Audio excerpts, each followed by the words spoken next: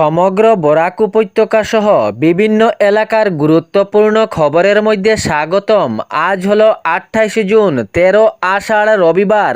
আজকের প্রথম খবরটি হলো সিলিন্ডার ডেলিভারির নামে বাড়ছে প্রতারণা, খুবই সাবধান। এলপিজি গ্যাস সিলিন্ডার ডেলিভারির নামে প্রতারণার ঘটনা দিন দিন বেড়েই চলে যাচ্ছে। প্রতারকরা ফোন করে বা মেসেজ করে ভুয়ো ওটিপি, অনলাইন পেমেন্ট বা কেওয়াইসি আপডেটের কথার ফাঁদে ফেলে সাধারণ মানুষের কাছ থেকে টাকা হাতিয়ে নিচ্ছে। এরই পাশাপাশি সাইবার প্রতারকরা ভুয়ো অনলাইন প্রতারণা করে সিলিন্ডার ডেলিভারির নামে ব্যাংকের তথ্য হাতিয়ে নিচ্ছে। খুবই সাবধান থাকবেন। ডেলিভারি কর্মী বা অচেনা কাউকে কখনো ওটিপি দেবেন না বা বলবেন না। শুধুমাত্র অনুমোদিত ডেলিভারি কর্মীর কাছ থেকেই সিলিন্ডার গ্রহণ করুন। সরকারি বা কোম্পানির অফিসিয়াল অ্যাপ, ওয়েবসাইট ছাড়া অন্য কোথাও পেমেন্ট করবেন না। সিলিন্ডার ডেলিভারির নামে খুবই প্রতারণা বেড়েছে, খুবই সাবধান থাকবেন। এলপিজি গ্যাস সিলিন্ডার ডেলিভারির নামে প্রতারণা দিন দিন খুবই বেড়ে চলে যাচ্ছে। খুবই সাবধান ও সতর্ক থাকবেন এ বিষয়ে। সন্দেহজনক ফোন, লিংক বা কিউআর কোড এড়িয়ে চলুন। সিলিন্ডার ডেলিভারির নামে কোনো কিউআর কোডে টাকা পেমেন্ট করার আগে খুবই সাবধান ও সতর্ক থাকবেন। সিলিন্ডার ডেলিভারির নাম নিয়ে অনলাইন পেমেন্ট বা কেওয়াইসি আপডেটের কথার ফাঁদে পেলে সাধারণ মানুষের কাছ থেকে টাকা হাতিয়ে নিচ্ছে প্রতারকরা। খুবই সতর্ক থাকবেন। এর পরবর্তী খবরটি হলো, যাহাদের রেশন কার্ড আছে তাহাদের জন্য একটি গুরুত্বপূর্ণ খবর। সঠিক তথ্যর আধারে রেশন কার্ড প্রদান করা হবে। সঠিক তথ্য ছাড়া আর রেশন কার্ড প্রদান করা হবে না। রাজ্য সরকারের বড় সিদ্ধান্ত। ইনকাম ট্যাক্স দেওয়া পরিবাররা পাবেন না রেশন কার্ডের সুবিধা। বাতিল করা হবে ইনকাম ট্যাক্স পাওয়া পরিবারদের রেশন কার্ডের সুবিধা। এরই পাশাপাশি রাজ্য সরকারের পক্ষ থেকে জানানো হয়েছে, যে পরিবারে 4 চাকার বাহন রয়েছে সেই পরিবারে বাতিল করা হবে রেশন কার্ড।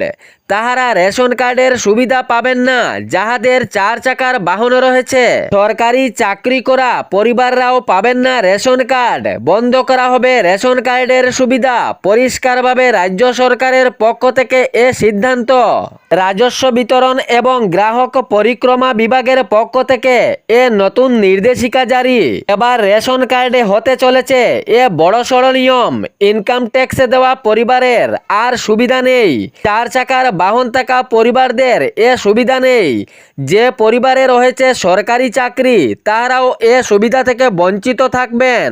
পুরো রাজ্য জুড়ে শুরু হবে এ নতুন নির্দেশিকার কাজ। এর পরবর্তী খবরটি হলো, গ্লোবাল রিলিজিয়াস স্টাডি রিপোর্টের তথ্য অনুযায়ী ইসলামের জনসংখ্যা বিশ্বে প্রথম হওয়ার পথে। রিপোর্টের তথ্য অনুযায়ী 2075 সালে ইসলাম ধর্মের লোকজনের জনসংখ্যা বিশ্বে প্রথম হবে। ইসলাম ধর্মের লোকজনের জনসংখ্যা দ্রুত গতিতে বাড়ছে বলে রিপোর্টের তথ্য অনুযায়ী প্রকাশ পেয়েছে।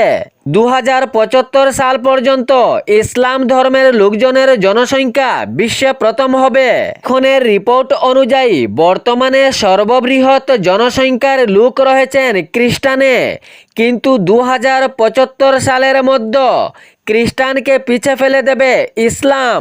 আফ্রিকা ও এশিয়াতে খুব দ্রুত গতিতে বৃদ্ধি পাচ্ছে ইসলামের জনসংখ্যা। রিপোর্টের তথ্য অনুযায়ী খ্রিস্টান থেকে দ্বিগুণ গতিতে বাড়ছে ইসলামের জনসংখ্যা। 1 শতাব্দীর মধ্যে বিশ্বে মুসলমানদের জনসংখ্যা 3.4 বিলিয়ন পৌঁছবে, যেখানে খ্রিস্টানের জনসংখ্যা হবে 2.6 বিলিয়ন। বিশ্বজুড়ে প্রথম জনসংখ্যার লিস্টে থাকবেন ইসলাম ধর্মের লোকেরা। তথ্য অনুযায়ী 1 শতাব্দীর মধ্যে বিশ্বে মুসলমানদের জনসংখ্যা 3.4 বিলিয়ন পৌঁছবে। এবং সেখানে খ্রিস্টান জনসংখ্যা হবে 2.6 বিলিয়ন। গ্লোবাল রিলিজিয়াস স্টাডি রিপোর্টের তথ্য অনুযায়ী এ প্রকাশ পেয়েছে। এর পরবর্তী খবরটি হলো ডিসি অফিস সহ একাধিক নির্মাণ কাজ প্রকল্প পরিদর্শন করলেন মন্ত্রী কৌশিক রায়। সময় মতো অর্থাৎ নির্ধারিত সময়ের মধ্যে কাজ শেষ করার নির্দেশও দেন তিনি। সমন্বিত জেলা আয়ুক্তের কার্যালয় জেলা গ্রন্থাগারের কাজ পরিদর্শন করে গুণগত মান বজায় রেখে ঠিক সময়ের মধ্যে প্রকল্পগুলির কাজ সম্পূর্ণরূপে শেষ করার নির্দেশ দেন মন্ত্রী কৌশিক রায়। শিলচরে তিনি উপস্থিত হয়ে নির্মাণাধীন জেলা গ্রন্থাগার পরিদর্শন করেন এবং দ্রুত কাজ শেষ করার কথা জানান মন্ত্রী কৌশিক রায়। নির্মীয়মান নতুন সার্কিট হাউস ও কাছাড় জেলার সমন্বিত জেলা আয়ুক্তের কার্যালয়ের নির্মাণ কাজও ঘুরে দেখেন তিনি। পরিদর্শনের পর তিনি জানান, কাছাড়ে চলমান উন্নয়নমূলক প্রকল্পগুলি সম্পন্ন হলে সাধারণ মানুষের প্রশাসনিক পরিষেবা গ্রহণ আরও সহজ ও সুবিধা হবে। জনগণের কল্যাণের অগ্রগতি রয়েছে এ কাজে, তাই নির্ধারিত সময়ের মধ্যে কাজ শেষ করার নির্দেশ দেন মন্ত্রী কৌশিক রায়। এরই পাশাপাশি তিনি আরও জানান, যোগাযোগ ব্যবস্থাও আরও উন্নতি, জনপরিষেবা এবং প্রশাসনিক দক্ষতার উল্লেখযোগ্য উন্নতি ঘটবে। মন্ত্রী কৌশিক রায় জানিয়েছেন, অসমের মুখ্যমন্ত্রী ডক্টর হিমন্ত বিশ্ব শর্মা জানিয়েছেন, জনগণের কল্যাণের জন্য এগুলো কাজ রয়েছে। নির্ধারিত সময়ের মধ্যে এগুলো কাজ হলে জনগণের খুবই ভালো হবে, উন্নতি হবে।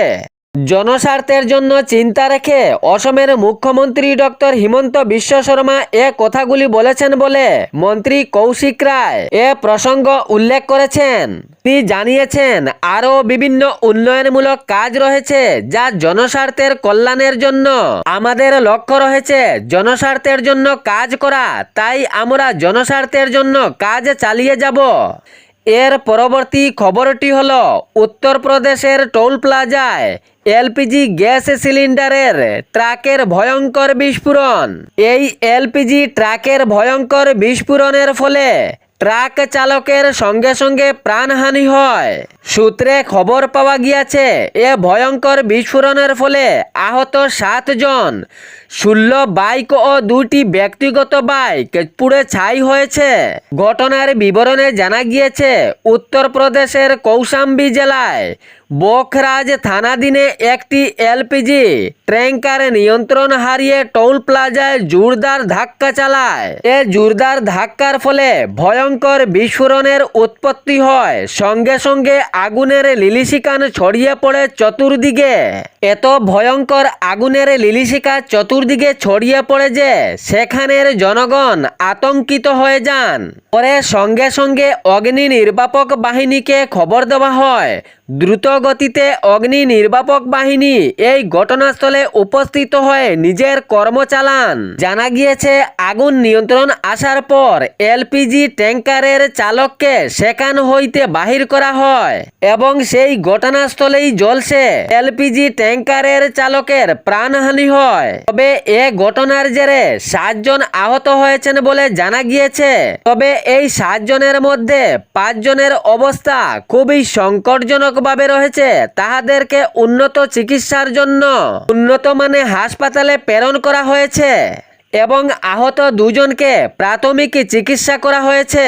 তবে এ ভয়ঙ্কর বিস্ফোরণের ফলে 16টি বাইক সহ 2টি ব্যক্তিগত বাইক পুড়ে ছাই হয়েছে বলে জানা গিয়েছে। এ বিষয়ে পুলিশ প্রশাসন খতিয়ে দেখার চেষ্টা চালিয়েছেন। কী কারণে এত বড় ভয়ঙ্কর ঘটনা ঘটে তা পুলিশ প্রশাসনের অব্যাহত জারি চলছে। এ ছিল বরাক উপত্যকা সহ বিভিন্ন এলাকার গুরুত্বপূর্ণ খবর। এরকম নিত্য নতুন খবর পাওয়ার জন্য চ্যানেলটি সাবস্ক্রাইব করে রাখবেন এবং ভিডিওটি লাইক করে শেয়ার করতে ভুলবেন না, যাতে সঠিক সংবাদগুলো অন্যজনের কাছে পৌঁছায়। ধন্যবাদ।